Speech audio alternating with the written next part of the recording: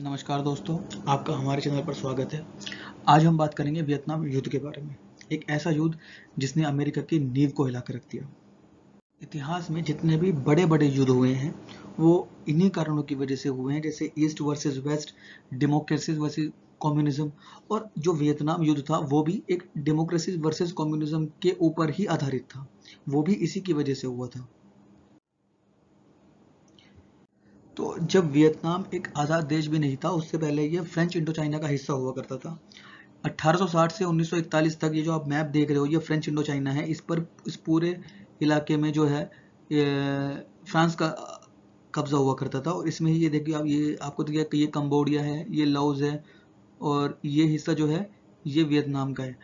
तो जब second world war जब हुई तो जापान ने फ्रांस से ये एरिया पूरा कैप्चर कर लिया और ये जापान के अंडर आ गया। लेकिन आखिरी में सेकेंड वर्ल्ड वॉर में जापान हार गया। तो जो ब्रिटेन और चाइना थे, तो इनको ये सरेंडर किया गया वियतनाम। ठीक है, तो जो ये देखो यहाँ से ना, ये यहाँ से इस समय ये जो जो आपके नॉर्थ वियतनाम है, इन्होंने सरेंडर किया चाइना को, और जो साउथ वियतनाम जो था ये सरेंडर हुआ ब्रिटेन को। ओके, तो ब्रिटेन था, ब्रिटेन ने साउथ वियतनाम जो है वो फ्रांस को वापस कर दिया, क्योंकि ये पहले फ्रेंच कॉलोनी थी। तो इन्होंने फ्रांस को वापस कर दिया, ये जो कि गलत था, क्योंकि इनको लोकल पार्टी को ये देना चाहिए था, लेकिन उन्होंने फ्रांस को वापस कर दिया। वापस फ्रांस का रूल आ गया वहाँ पे। लेकिन जो चाइना था उसने ये लोकल पार्टी को दे दिया वहाँ की। अब फ्रांस को साउथ रीजन में हराने के लिए, ताकि वियतनाम दोबारा से एक ही हो जाए, दोबारा वॉर स्टार्ट हो गई। ठीक है, लेकिन अल्टीमेटली फ्रांस उस वॉर में हार गया और जेनेवा अकॉर्ड साइन हुआ। जो जेनेवा अकॉर्ड जो है वो साइन हुआ 1954 में, और इससे तीन देशों को जेनेवा अकॉर्ड में आज़ादी मिली, जो थे लाओस, कंबोडिया और वियतनाम। अब वियतनाम का जो पूरी जो वॉर थी वो यहाँ भी ख़त्म नहीं हुई। देखो, जब वियतनाम को आज़ादी मिली तो उस टाइम पे ये डिसाइड हुआ कि इलेक्शन होंगे वियतनाम के अंदर, और जब तक इलेक्शन नहीं होते तब तक हम ना दो हिस्सों में बांट लेते हैं वियतनाम को, नॉर्थ वियतनाम और साउथ वियतनाम। ठीक है, अब नॉर्थ वियतनाम के जो लीडर थे वो बने हो ची मिन। ओके, और नॉर्थ वियतनाम की जो कैपिटल थी वो बनी हनोई। और साउथ वियतनाम जो था वो उनके लीडर बने नो दिन दिएम। ये नो दिन दिएम जो थे, ये मतलब जो वेस्टर्न पावर्स थी उनके उनके इशारों पर नाचने वाले थे ये नो दिन दिएम। और जो कैपिटल बनी साउथ वियतनाम की वो साइगोन थी। ठीक है, अब उसके बाद में ये पता लगा कि जो नो दिन दिएम थे ये पॉलिटिकली करप्ट थे, और इनकी एक आइडियोलॉजी थी वो डिक्टेटर वाली थी। अब इससे ये तो तय हो गया कि यूनिफिकेशन जो था वियतनाम का वो अब इम्पॉसिबल लगने लगा। वियतनाम को जो एक इकट्ठा एक देश देखने की जो इच्छा थी लोगों की, वो इम्पॉसिबल हो गई, क्योंकि जो आपके नो दिन दियान थे ये बिल्कुल डिक्टेटर की तरह राज करते थे, और ये चाहते नहीं थे कि यूनिफिकेशन हो। इसीलिए एक क्लियर वॉर दोबारा हो गई नॉर्थ वियतनाम और साउथ वियतनाम के बीच में। अब यहाँ पर देखो, अब यहाँ पर आपको समझना पड़ेगा हुआ क्या, कैसे ये यूएसए इसमें इंटरवीन किया। जो नॉर्थ वियतनाम था उसको जितने भी सपोर्ट कर रहे थे देश, वो प्रो कम्युनिस्ट नेशन थे, जो कम्युनिज्म को मानते थे, जिसमें चाइना था और यूएसएसआर था। साउथ वियतनाम जो था वो सपोर्ट करता था USA, UK, south Korea, Australia और अदर एंटी कम्युनिस्ट एलीज जितनी भी थी इनकी, वो सपोर्ट करती थी। अब बड़ा जो क्वेश्चन उठता है वो ये उठता है कि यूएसए ने इंटरवीन ही क्यों किया। जब लड़ाई नॉर्थ वियतनाम और साउथ वियतनाम के बीच में थी तो यूएसए ने इंटरवीन क्यों किया। देखो, यूएसए एक प्रो डेमोक्रेटिक नेशन है, जो चाहता है कि हर जगह डेमोक्रेसी हो। और जो कम्युनिज्म बढ़ रहा था साउथ ईस्ट एशिया में, वो उसको रोकना चाहता था। ठीक है, क्योंकि इनकी एक थ्योरी थी, ये मानते थे ऐसा कि अगर वियतनाम के अंदर अगर कम्युनिस्ट कम्युनिस्ट पार्टी बन जाती है तो जो आसपास के एरिया हैं वहाँ पर भी कम्युनिज्म आ जाएगा, ये इनका मानना था। इसीलिए उस टाइम के प्रेसिडेंट जो जॉन एफ कैनेडी थे, उन्होंने आर्मी एडवाइजर्स भेजे साउथ वियतनाम के अंदर, साउथ वियतनाम को हेल्प करने के लिए, ताकि साउथ वियतनाम में कम्युनिज्म ना आ सके। ओके, तो यूएसए ने इसी पर्पज को फुलफिल करने के लिए $93 मिलियन खर्च किए नॉर्थ वियतनाम से साउथ वियतनाम में कुछ रेफ्यूजीज को पहुंचाने के लिए। और साउथ वियतनाम के अंदर जो जितने भी रेफ्यूजीज गए वहाँ पे वो एंटी एंटी कम्युनिस्ट हो गए। ठीक है ना, वो एंटी कम्युनिस्ट वियतनामीज हो गए। वो नहीं चाहते थे कि कम्युनिज्म वहाँ पे स्प्रेड हो, जो कम्युनिज्म वहाँ पे आए। तो ये फिर उसी के चलते 1963 में मेजर इवेंट हुए दो। एक तो नोडिन डीएम जो थे उनको असैसिनेट करा गया साउथ वियतनाम के अंदर, ठीक है, और जॉन एफ कैनेडी को असैसिनेट कर दिया गया यूएसए के अंदर। ये आप जो देख सकते हो ये जॉन एफ कैनेडी है और ये इनकी वाइफ है, ठीक है, ये जॉन एफ कैनेडी है, ये इनकी वाइफ है। तो ये इसी कार के अंदर जा रहे थे, तो तभी 3 फायर शॉट हुए जो कि इसी में इनकी डेथ हो गई। ओके, गल्फ ऑफ टोंकिन, तो gulf of Tonkin he incident था जिसकी वजह से यूएस ने वियतनाम वॉर के अंदर ऑफिशियल एंट्री ली। 2 अगस्त 1964 में यूएस का नेवल डिस्ट्रॉयर जिसका नाम यूएसएस मैडॉक्स था, वो पेट्रोलिंग कर रहा था गल्फ ऑफ टोंकिन में, ठीक है ना।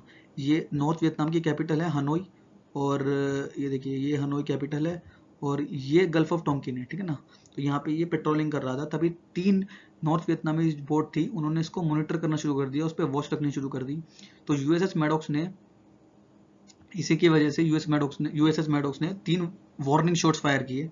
ओके, उसके बाद जो नॉर्थ वियतनामीज बोट थी उन्होंने भी रिप्लाई दिया मशीन गन फायर से।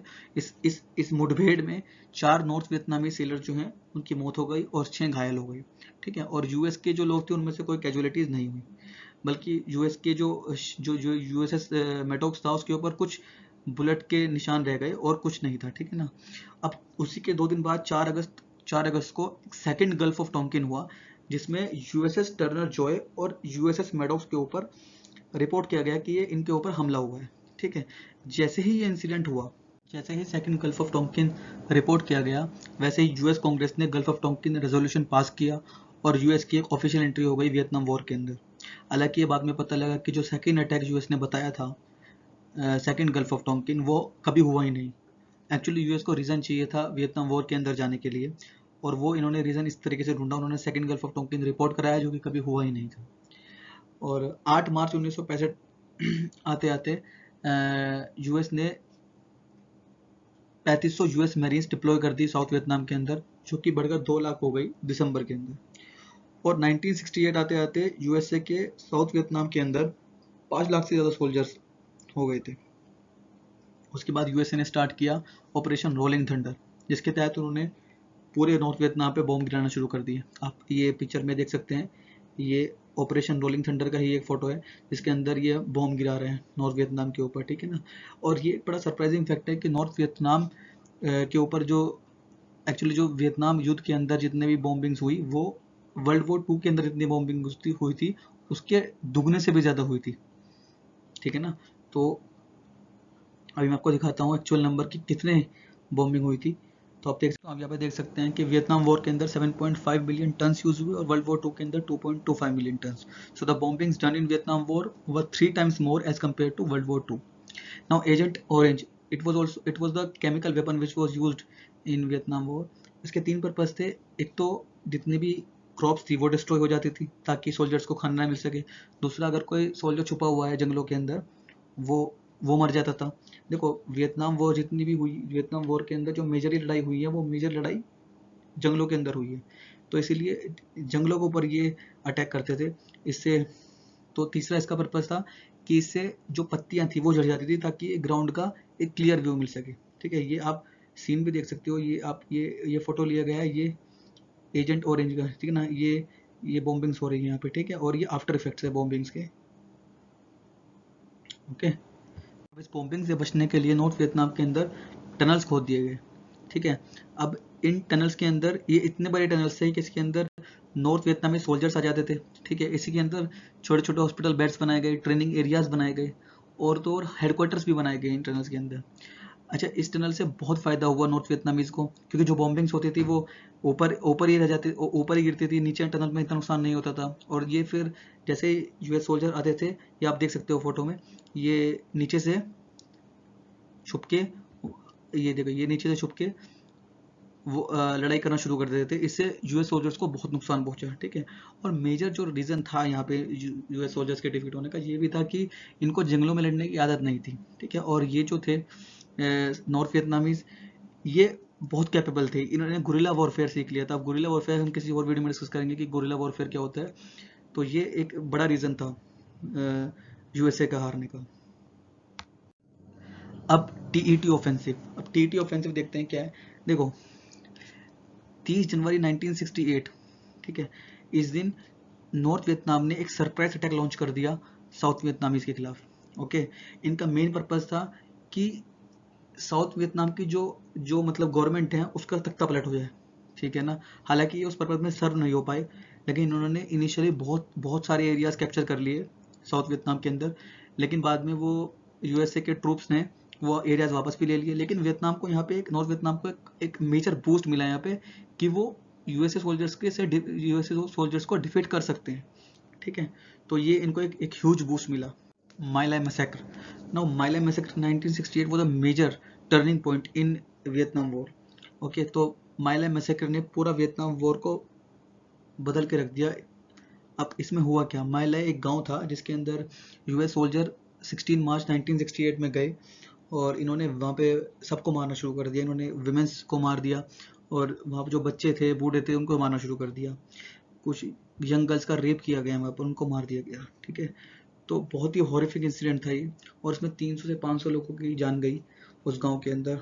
अब उस टाइम पे यूएस के अंदर इलेक्ट्रॉनिक और प्रिंट मीडिया काफ़ी पावरफुल हो चुका था, तो वहाँ पे ये इस इंसिडेंट की जो वीडियोस थी और फोटोज थी वो रिपोर्ट की जाने लगी, वहाँ पे ये लीक हो गई और एक मैसिव एंटी वॉर मूवमेंट शुरू हो गया यूएस के अंदर। लोग कहने लगे कि हमारे सोल्जर्स वहाँ पे क्यों लड़ रहे हैं, हमारा वियतनाम से क्या मतलब है। तो ये एक एंटी वॉर मूवमेंट शुरू हो गया यूएस के अंदर और ग्लोबल आउटरीच शुरू हो गया, ठीक है। अब उसके बाद अब देखो उसके इंसिडेंट के बाद 1969 में निक्सन जो है वो प्रेसिडेंट बने यूएसए के, ओके। और इनका जो मोस्ट इंपोर्टेंट एजेंडा था इलेक्शन कैंपेन में वो था कि हम यूएस फोर्सेस को विड्रॉ करेंगे वियतनाम के अंदर से, और इन्होंने उसको पूरा भी किया। इन्होंने एक प्रोग्राम लॉन्च किया वियतनामाइजेशन। उसमें इन्होंने क्या किया, इन्होंने साउथ वियतनाम को वहाँ पे मॉडर्नाइज इक्विपमेंट्स और हथियार सप्लाई करे, ठीक है, उनको ट्रेन किया, उनको पावरफुल बनाया और फिर वहाँ से धीरे धीरे यूएस सोल्जर्स को विड्रॉ करना शुरू कर दिया ताकि साउथ वियतनामीज के जो सोल्जर्स थे, साउथ वियतनामीज सोल्जर जो थे वो पावरफुल हो सकें और धीरे धीरे वहाँ से यूएस ट्रूप्स थे वो डिप्लॉय हो सके। और जिस टाइम पे इन्होंने स्पीच दी थी प्रेसिडेंट बनने के बाद, उस टाइम पे इन्होंने ऑलरेडी 60,000 यूएस ट्रूप्स जो हैं वो इन्होंने विड्रॉ कर लिए थे वियतनाम के अंदर से। 1973 के अंदर पेरिस पीस अकॉर्ड साइन किया गया ताकि वियतनाम के अंदर शांति हो सके दोबारा, और यहाँ पर ऑफिशियली यूएस ने अपना जो इन्वॉल्वमेंट था वियतनाम वॉर के अंदर वो ऑफिशियली एंड कर दिया, ठीक है। और नॉर्थ और साउथ वियतनाम के बीच में भी कुछ टाइम के लिए जो वॉर थी वो रुक गई, लेकिन सिर्फ 2 साल के अंदर 1975 तक नॉर्थ वियतनाम ने साउथ वियतनाम को कैप्चर कर लिया, ठीक है। ये आप 2 फोटो देख सकते हैं यहाँ पे। ये पहला फोटो जो है ये पेरिस पीस अकॉर्ड का है जो साइन हो रहे हैं यहाँ पर, और ये दूसरा फोटो जो है ये एक दिन पहले का है जब नॉर्थ वियतनाम ने साउथ वियतनाम को कैप्चर किया, उससे एक दिन पहले का फोटो है। ये यूएस जो ट्रूप्स हैं वो नॉर्थ वियतनामीज पीपल को वहाँ से निकाल रहे हैं, ठीक है। तो finally on April 30 1975 north Vietnam capture south Vietnam. They captured the capital city of South Vietnam, that is Saigon, okay. और इन्होंने इसका साइगोन का नाम चेंज करके होची मिन सिटी कर दिया, जो कि इनके लीडर का नाम था। वो उन्होंने एक ऑनर देने के लिए उनका नाम होची मिन सिटी, साइगोन का नाम होची मिन सिटी कर दिया। अब आपको कैसे पता लगेगा कि ये यूएस की जो है एक मेजर डिफीट थी इस वॉर के अंदर। तो देखो यूएस जो था वो चाहता था कि ये नेशन जो है वियतनाम जो है वो एक डेमोक्रेटिक नेशन बने, लेकिन आखिरी में ये नॉर्थ और साउथ वियतनाम जो है यूनिफाइड हुआ अंडर द कम्युनिस्ट पार्टी, तो ये कम्युनिस्ट नेशन बन गया। आज की तारीख में सिर्फ 5 देश ही ऐसे हैं जो कम्युनिस्ट हैं, चाइना, वियतनाम, लाओस और क्यूबा और एक नॉर्थ कोरिया, ठीक है। ये 5 देश ही हैं ऐसे सिर्फ। तो नंबर ऑफ कैजुअलिटीज पे देख लेते हैं। तो number of casualties in Vietnam war, तो यूएसए के अंदर जो है यूएसए के 58,140 जो सोल्जर्स है वो मारे गए और 75,000 जो हैं वो सीवियरली डिसेबल हो गए, और वियतनाम के अंदर टोटल 20 लाख लोग मरे, ठीक है। तो ये इस वीडियो का अंत है। तो इस तरीके से वियतनाम वॉर खत्म हुई। अगर वीडियो पसंद आया हो तो ज़रूर लाइक, सब्सक्राइब और शेयर करें। धन्यवाद।